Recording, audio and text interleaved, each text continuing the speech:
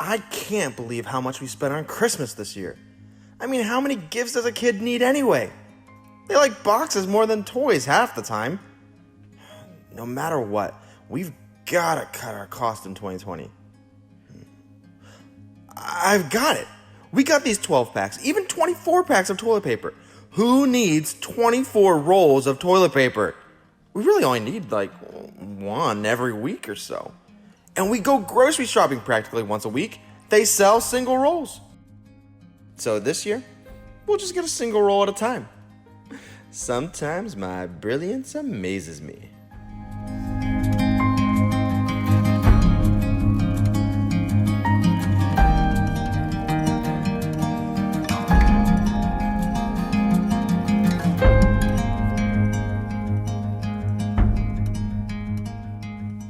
Hey there, and welcome to a brand new week of a brand new series starting this new year that we're calling Hindsight. As we look back on the lessons that we especially learned in 2020, we're going to hopefully hear some new things from God that'll help us in our future, not only in just this year, but I believe for the rest of our lives. So today we talk about the lesson that we learned in 2020 about how fragile human life is, and even just our way of living and how fragile that is. So we're really going to, I believe, learn a lot today that's going to help us. So let's lean in and hear all that God has for us today.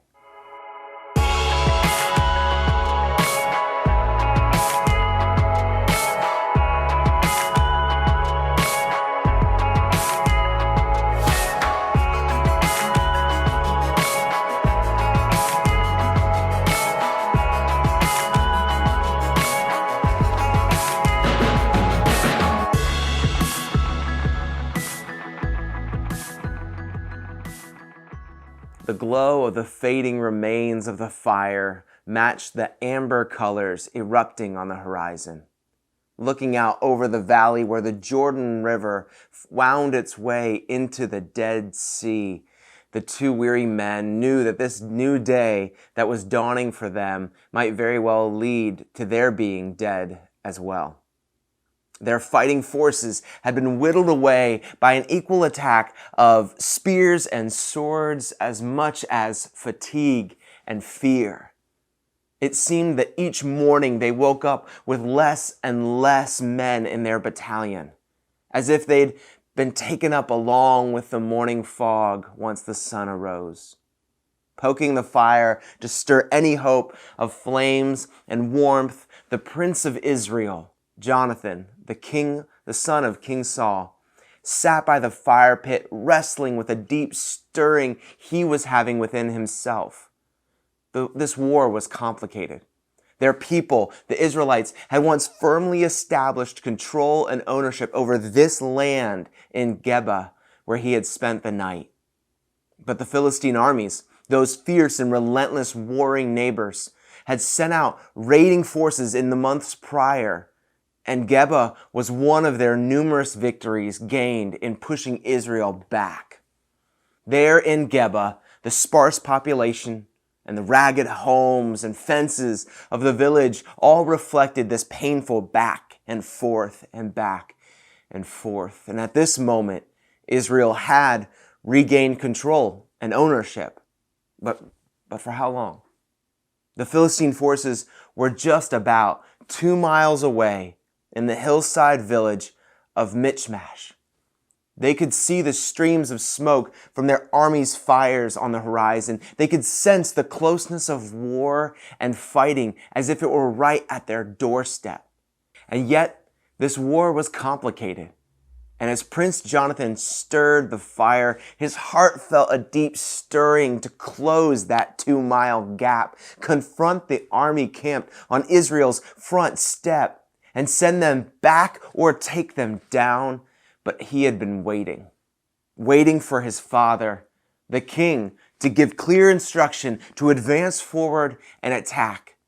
But the time was moving on, and the opportunities were passing by, and the advantages were dwindling, and so were the fighting forces of Israel's army. So the head of this young, unbathed, sleep-deprived warrior turned to his companion who sat by him in that rising of a new day, and he said, "Why not today? Seriously, why don't we go over to the camp of those godless enemies of ours?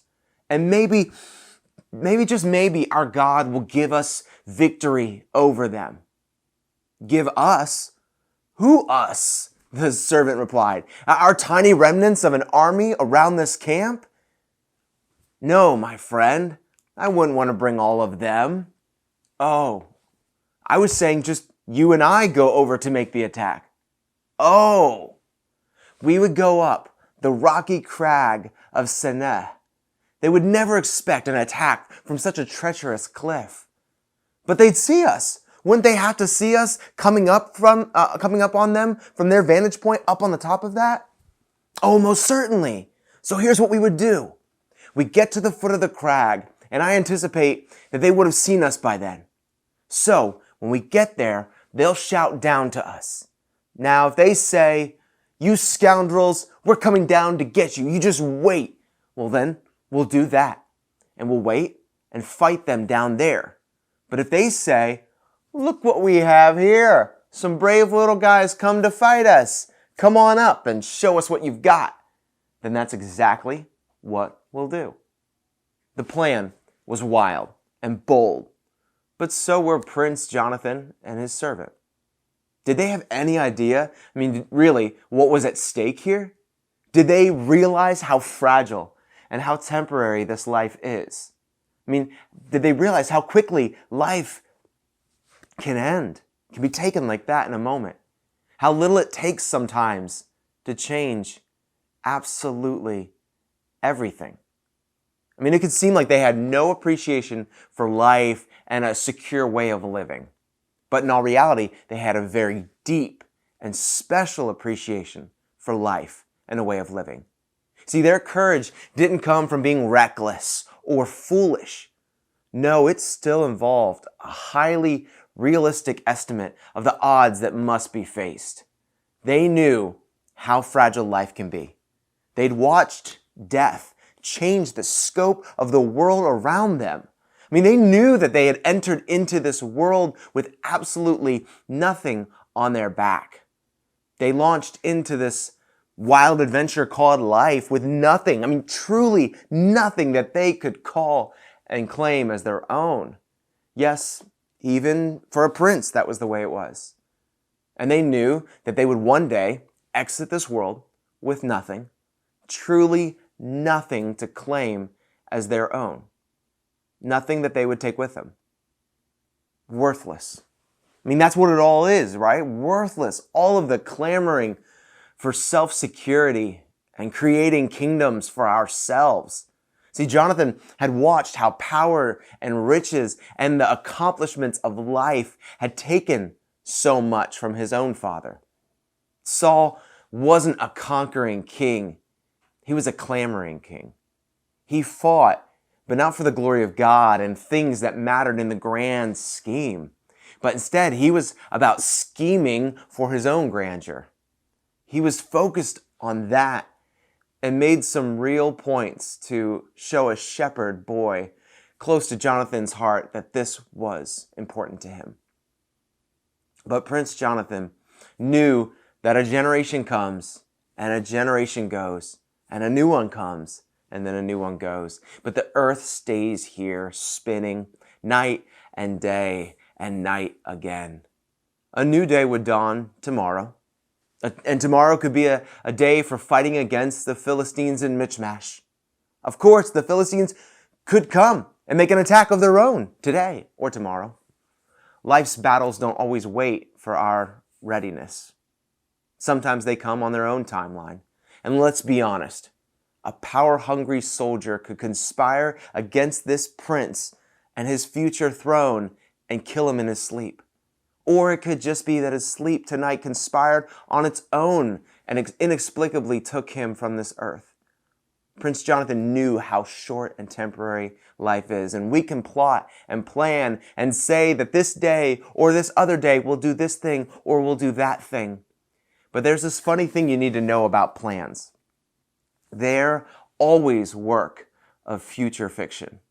made up to entertain and please us, but open to interpretation of our actual situations. The best laid plans of mice and men often find themselves ruined again and again. So perhaps there's wisdom in acknowledging that our plans are only as good as God allowing them to happen. We play an important role in the story of our life, but we are still only actors and not actually authors. So, as the mist lifted off the cold blue horizon behind him, Jonathan looked to the golden horizon before him with a glimmer of hope. What? Why not today? That God could save by many, but he's just as powerful to save by few. So we could wait till the army is vast, or we could just go me and you. But when life is so fragile and so temporary, a mist and then it's gone, I want my life to count for something. So, like the stream of the nearby Jordan River, with its water washing over rocks and at times splitting to one side or to another, there's a dividing rock of life. In this stream of life, that dividing rock is the realization that life is fragile, that there's not much that can be done to change that. So what should we make of this fragile existence? To one side, the water turns towards ourselves. It flows into the pursuit of happiness, safety, security, self-indulgence, self-actualization. Life being so fragile then is terrifying. It's horrific. It's awful. It's crushing. You said there's not much we can do to change life's fragility? Well, let's do everything we can for that little bit then, is what they say. Let's hoard and let's fear and do whatever brings us pleasure for this moment. The flow pulls towards being possessive and being aggressive, and then being defensive about being possessive, being defensive about being aggressive. We hate that life and our way of life can be so uncertain and so fragile. This just isn't right. This makes sense that we would be this way because our minds are literally wired to steer in a peculiar way. See, we all like to win, and it doesn't take a brain scan to prove that. But when brain scans are done by people like some psychologists from the University of Michigan, they find something fascinating. We don't actually enjoy winning as much as we loathe the pain of losing. This loss aversion could keep a middle school boy from asking that young girl to dance with him. But it can keep so many more from so much more, because in life, there is much that we can fear losing. But the water also strikes this dividing rock of the realization that life is fragile. There's not much that can be done to change that. So what should we make of this fragile existence? And on this other side, it turns towards realizing that the great meaning of life is to glorify God and enjoy Him forever. This stream of thought sees the realization of the fragility of life as a catalyst for brave adventures in obedience. God has given me this chance to invest my life in whatever wild adventures He has deemed fit for me. So let's push all in. What after all do we really have to lose? We realize that this life is fragile, but when given the option, we flow away from self-preservation and instead towards purpose propulsion. We are fueled into the fire of what we are called to do. Prince Jonathan had clearly flowed from the second stream here. He weighed the options and he chose courage. What really did he have to lose? But wait, plenty. He had plenty to lose. There was plenty to be anxious about losing in that moment, quite frankly. Your life, losing safety, losing security, losing the throne, and I could go on and on and on. But he also knew that this life, his life, could be spent in anxious worrying of what might happen. But that anxious worrying only spends, it never actually adds any time to this limited life. So Jonathan determined that life was too fragile not to live courageously tough. For him, it was a literal battle, which may have, in some ways, made it easier to see the situation more clearly. Not all people are granted such clear battle lines. Here we go. Here is the fight between fearing our fragile life or making this moment called life count for something. From dust he had essentially come. To dust he would eventually return. So he picked his sword off the dusty ground, looked at his companion with the eyes of a life courageously released into the hands of his God, and was greeted with the response that fueled the fire in his bones as his armor-bearer responded back.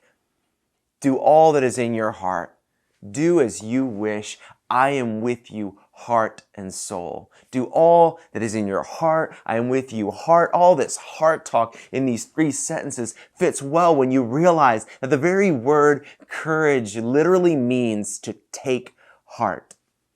It's like the picture of a lion, fiercely determined to stand its ground or make its move. It is bold. It is fierce. It is determined. And Jonathan and his armor bearer were like lions that morning, roused and ready to invest their lives into a courageous chance. As Jonathan had said when first proposing this wild idea, it may be that the Lord will work for us. It may be. Perhaps, just maybe, there is more risk that you and I are meant to take with the same rallying cry of, it may be that the Lord will work for us. What bold moves should you be willing to risk? What new view should you take on life that would free you to actually live as you were meant to live? God, just so we're clear, God owes us no reward if our risk is born out of rebellion. If we're willing to boldly step out, but we're stepping out from under his authority or the authorities that we've been commanded to be obedient to, then we're not ultimately looking to glorify God as much as we're looking to glorify our own freedom. And in glorying in our own wisdom, we will often find more crushing defeat than victories, because pride, even if it masquerades as boldness, still comes before a fall. So, Prince Jonathan and his armor bearer spring into action with the faith that maybe God will provide a victory, which is a maybe that's about as good as it'll ever get anyway. They turn their eyes toward Michmash. With their packs of food, their swords, and a plan that's about as silly sounding as a real-life place called Michmash, they make their advance. And sure enough, when their 2-mile trek leads them to the base of a gully between these 2 crags so impressive that the scriptures even say that they've been given names, like we name our mountains, they hear the holler of a Philistine soldier from the camp up above. The taunt that would tilt the scales of this battle between these 2 fighting forces came something like this. Oh, would you look at this? The pathetic Israelites are sneaking out of the holes that we scared them into. Come on up here, you crazy followers of the Lord. And that determined it. Prince Jonathan and his armor bearer would find themselves turned into rock climbers. They would scale the crag and see what would happen. Now, as rock climbers know, every step that they take, every step of climbing a rocky crag or a mountain was a risk to their lives. But the reality is that this is true of all of life. We are never guaranteed the next step that we take won't bring us to our death, or one step closer to a great victory. We can be paralyzed by that, or we can be propelled by that. Because maybe, just maybe, God will provide a victory. So why not step forward in the courageous thing that he's called you to? When the summit was finally reached and Jonathan was finally facing his Philistine enemy, he did what he'd come to do. He fought. In the space of about a half of an acre, they ended up killing 20 of these Philistine fighters, just the two of them, even though they were obviously outnumbered. One of them for every 10 of them. They fought on and they won. And in this case, winning was what we often see winning to be. The enemy they faced was defeated. Now, there would still be more Philistines scattered around the rest of Israel to be fought back. But this one courageous move actually stirred fear in the Philistines all over and became a rallying cry for the fearful of Israel to grab their courage and join the fight. See, that's the thing about fear and courage. Both can be quite contagious, spreading throughout the ranks. When that's the reality, which would you rather spread? And honestly, which would you rather catch from those that you place around yourself? In this case, like I said, winning was what we often see winning to be. The enemy defeated. Sometimes, though, our winning looks less victorious. Sometimes courage isn't immediately rewarded, or at least rewarded in the way we would imagine that it should be. It's important in those moments that we recognize that our reward of faithfully following our bold Savior is not that we are promised to crush it on every crag that we climb, but we're promised that God will somehow be glorified in our going. The Lord gives, and the Lord can take away. Blessed be the name of the Lord still. A generation comes, and a generation goes, but the earth remains forever, and God remains forever, ever. And just as Jonathan's best friend, David's son, would eventually say, the end of the matter, all has been heard. Fear God and keep his commandments, for this is the whole duty of man. For God will bring every deed into judgment with every secret thing, whether good or evil. And then, as David himself boldly declared once in a song he wrote, the Lord will fulfill his purpose for me. Your steadfast love, O Lord, endures forever. Do not forsake the work of your hands. God, be glorified. God, don't let my life be a waste. Fulfill your purposes for me. Make me what you want me to be. Help me to number my days, recognizing that life is truly fragile. But let this frailty cause me to become a fighter. Help me to fight the battles that you have for me, Lord. Help me to realize that righteousness is not just about not doing things that you've told me not to do, but that righteousness is equally as much about boldly doing what you're telling me to do. That it's possible to do nothing wrong and still do nothing right. That the day will eventually come when my fragile life will end, as they all have, as they all do, and they all will, till the end of time, till the day that you return. And that the win in my life at that point won't be if I've played it safe, if I've managed to live a comfortable life that was as cautious as possible. The win for me and the win for you was when you recognized the beauty of your frailty, the opportunity with such fragility that your life could be courageously propelled into accomplishing the purposes of God. And since he both purchased that life and also purposed that life to that end, when it does meet its end, it actually continues. And that God, who you faithfully trusted, with your life and all of its frailty, eventually one day then looks at you and he says, "Well done, my good and faithful servant." May you and I recognize the courage that the frailty of life is meant to call us into. And may we follow a courageous Savior in this time that we're given to do all that He's called us to do from here and beyond.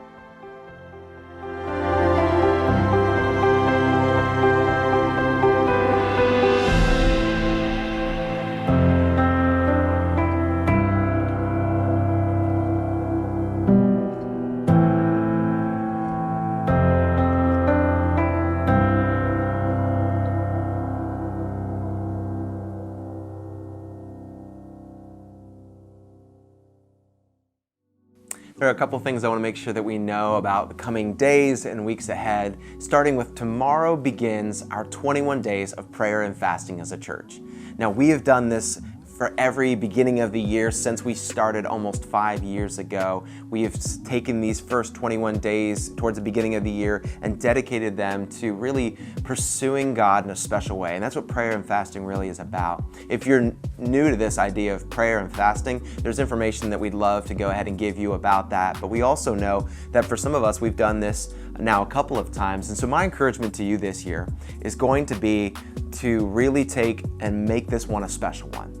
Really lean in a bit heavier and a bit more intense than maybe you have in years prior. I'm going to challenge you to really consider what it looks like to maybe remove not only just some entertainment or some distractions, but to really even consider doing, if you're able to, a food fast, because there really is nothing like taking food in some degree out of these 21 days to really bring us down to a place of dependence on the Lord. And I want to challenge you to pray about today what God's going to get you to do. Starting tomorrow, we have 21 days ahead of us. Maybe you're going to do a week of different things, but really pray about what God's putting on your heart to do. And I'm going to ask you to listen and believe that He's going to give you something a little bit maybe uncomfortable to do. And then I want to let you know it's not just a taking away of something, it's also a pursuing Jesus in a new and special way. And so I'm excited this year as we're going to have a reading plan focused on Jesus, looking at the Gospel of John, walking through that wonderful, powerful book and that gospel to see Jesus in a new, fresh way,